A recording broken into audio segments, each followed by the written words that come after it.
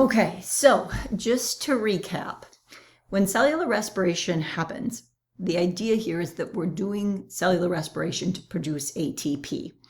Now, you and I, in our cells, we are going to, in the cytoplasm, we start with this process called glycolysis, where we oxidize glucose. As we oxidize glucose, what's going to happen is that we're able to produce a little bit of ATP, about 2 molecules. We produce about 2 molecules of NADH, and we also produce 2 molecules of pyruvate. The NADH is going to move into the mitochondria, and we're going to talk about that in just a moment in regards to oxidative phosphorylation.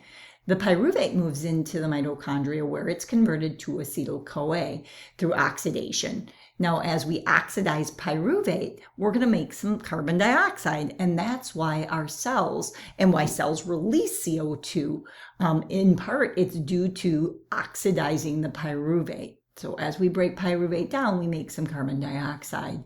Now, we have to do this step where we make this acetyl-CoA in pyruvate oxidation. Otherwise, we can't do the citric acid cycle. The citric acid cycle is crucial because we're going to produce large yields of NADH, and we're also going to produce another electron carrier called FADH. And again, it's all of this NADH that's made that's going to move here to the last step, oxidative phosphorylation, where we're going to produce the most ATP. In the citric acid cycle, you make a little ATP, 2 molecules. You also generate a little bit more carbon dioxide that will be released by your cells. But ultimately, if we only make 2 ATP here and 2 ATP here, right, that's 4. So we've only made 4 of the 32 ATP that we know we yield. So it's really this last step of oxidative phosphorylation where most of that ATP is yielded. So let's just talk a little bit about this process of oxidative phosphorylation. The first part of oxidative phosphorylation is going to be this part right here called the electron transport chain. And it really consists of a series of molecules, proteins that are really embedded in the inner membrane of the mitochondria of our eukaryotic cells. And eukaryotic cells in general. We're not the only things that obviously do this. Plants do this as well. You also find these proteins embedded in the membranes of the plasma membranes of prokaryotes. So remember, prokaryotes don't have mitochondria, but they can still do this process. They have these proteins. They're just embedded in that outer plasma membrane. Now, once the NADH and FADH is like NADH, a little different, but similar, NADH and FADH are going to be oxidized by sort of these first proteins of the electron membrane, or of the electron transport chain. And the electron is going to be passed from molecule to molecule through a series of redox reactions. This ultimately provides energy that's going to be used to pump hydrogen ions in here through the membrane, creating a concentration gradient where hydrogen ions are at a higher concentration out here and a lower concentration in here. What can happen then is using this really cool enzyme called ATP synthase, hydrogen ions are going to move across the membrane. They cause this little ATP synthase to kind of turn like a water wheel, and it's going to provide the energy to generate the 28 molecules for us, right? 4. So that's, 2 and 2 is 4. 32 minus 4 is 28. So approximately 28 molecules get produced in sort of this last step that we call chemiosmosis. And again, chemiosmosis results from those little hydrogen ions because there's a concentration gradient and they want to move from where they're higher concentrated to where they're lower concentrated. They'll move across the membrane through that little ATP synthase protein and cause it to turn. And that's how we're going to generate most of the ATP. Woof, that was a lot. Okay, so now what are we going to do in lab, right? How are we going to study all of this? How are we going to understand this? Well, the first thing that we're going to do is we're actually going to look at a process called fermentation before we look at aerobic cellular respiration. Now, in the absence of oxygen, pyruvate that's made in glycolysis will be reduced by NADH, and that ultimately recycles the NAD plus and that can be used in glycolysis to keep generating small amounts of ATP. Okay. Now, ultimately, you and I do this in our muscles. Okay. So when we're low in oxygen, okay, or deficient in oxygen, what we'll do is, in order to keep making a little bit of ATP in our muscle cells, is we will reduce pyruvate, and that recycles the NAD+. Well, unfortunately, when we do that, we form a byproduct called lactic acid. And as lactic acid builds up, it really hinders the activity of cells. Now, we aren't going to study lactic acid fermentation in your cells. We're going to study lactic acid fermentation in yeast.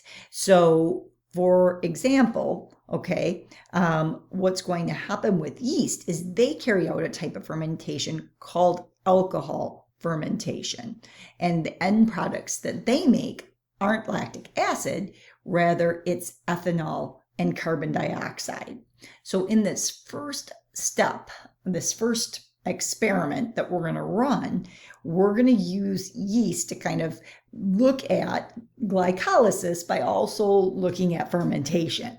Okay, so as I sort of just described to you, right, glucose is going to be necessary in order to initiate glycolysis and therefore fermentation. So we're going to use different sugars, and we're going to measure fermentation rates of yeast by looking at ultimately the carbon dioxide that they produce during those metabolic reactions.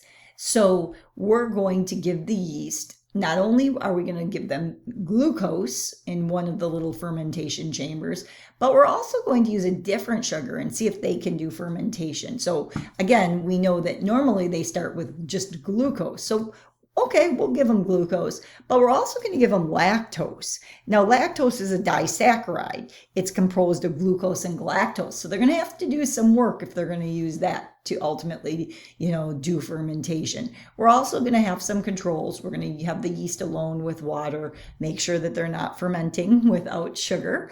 And we're also going to do glucose and water. Notice there's no yeast here, right? If there's no living organism, really, I would hope you can anticipate what your results are going to be here. In this experiment, we're going to use these little fermentation chambers that you're seeing here. This fermentation chamber really is going to be, it's sort of a glass apparatus, and they're very fragile, so we want to be very careful. We're going to be using pipettes in order to pipette out specific volumes in order to fill the little fermentation chambers. We want to be careful. All of the pipettes will be labeled so that we don't cross-contaminate. So we only use the pipette with the specific Erlenmeyer flask that has the solution in it that you're supposed to be pipetting.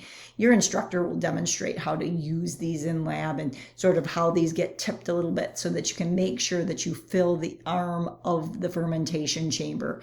It's really up in this arm where we're going to be creating an anaerobic environment.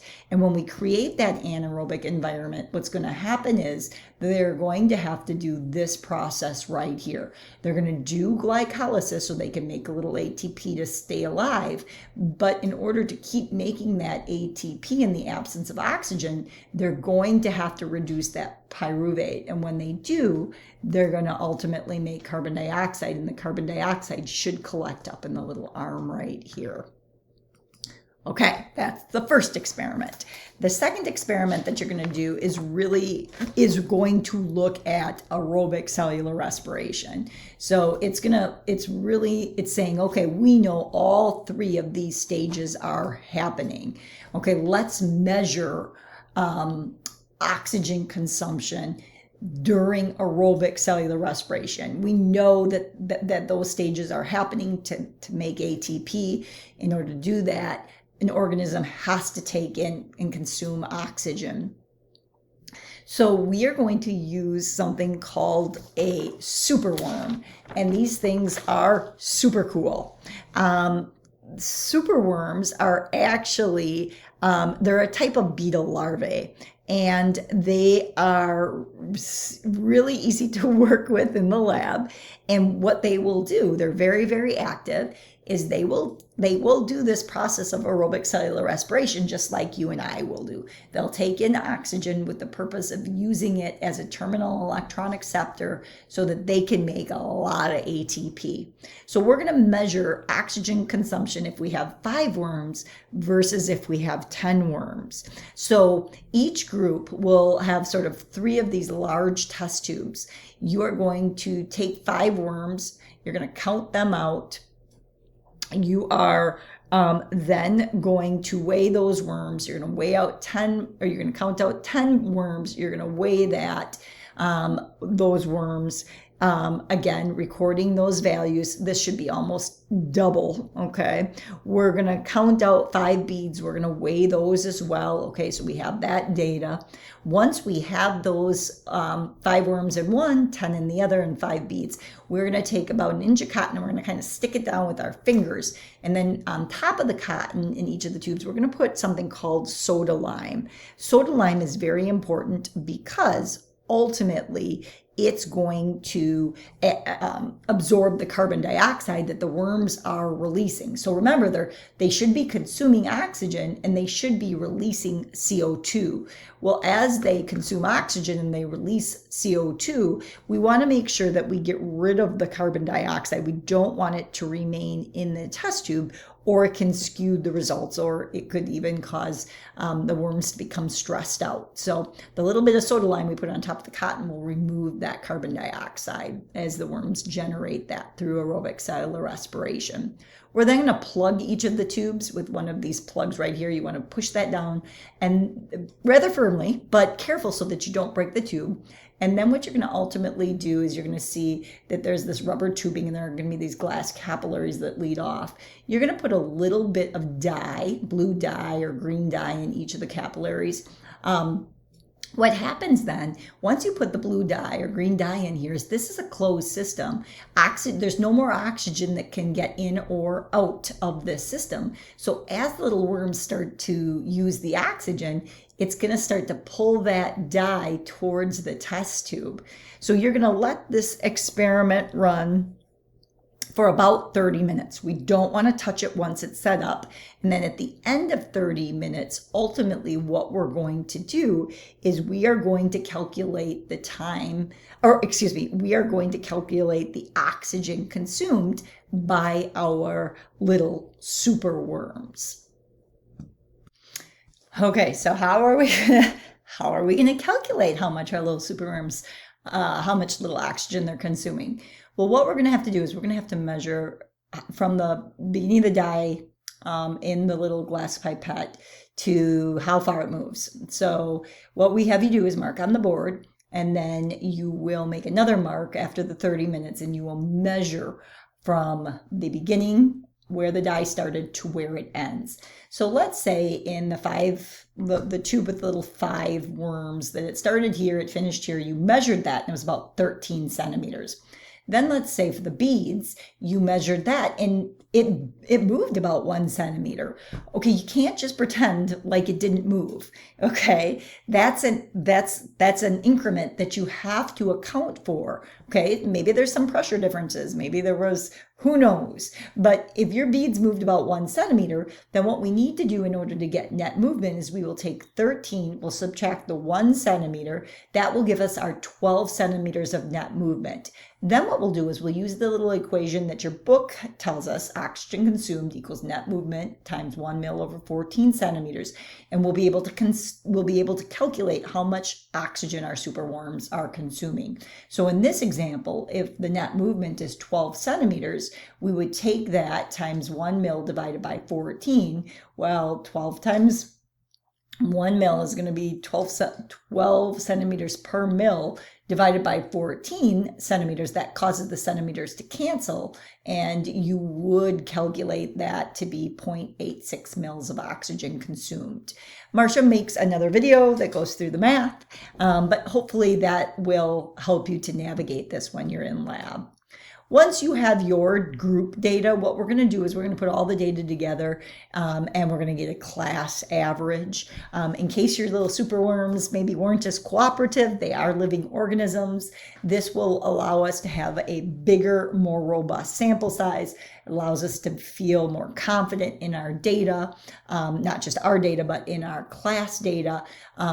We will average those numbers, and then what we're going to ask you to do with the class averages is we're going to ask you to graph oxygen consumption during aerobic cellular respiration, and we want this to be a bar graph. So for 7.3, you're going to just we will be pooling the data, and we'll be calculating class averages, and you will then graph that data. The last experiment for this lab is really one that you can kind of do on your own or do while you're waiting for, in the 30-minute time period while the superworms are doing aerobic cellular respiration. And we really want you to kind of use the scientific method and think about another experiment that maybe you could run with your little superworms. So we give you some information and we ask you to think about what's another question that you might have about the superworms. Like any scientific question, right? We want to have a hypothesis. The hypothesis should lead to predictions. And then we can even come up with how would we perform the experiment? Maybe we can come up with some, what would the experiment look like? What would our independent variable be? Our dependent variable? What would we have to standardize? So again, it's just a way to kind of do some critical thinking based on your knowledge of superworms and kind of what we've learned throughout the lab, and really gives you a chance to kind of apply some of this information. Hopefully you have a better idea of what you're going to be doing in this lab. Like always, if you need help, please reach out to your instructor or our great biology tutors. They would love to help you.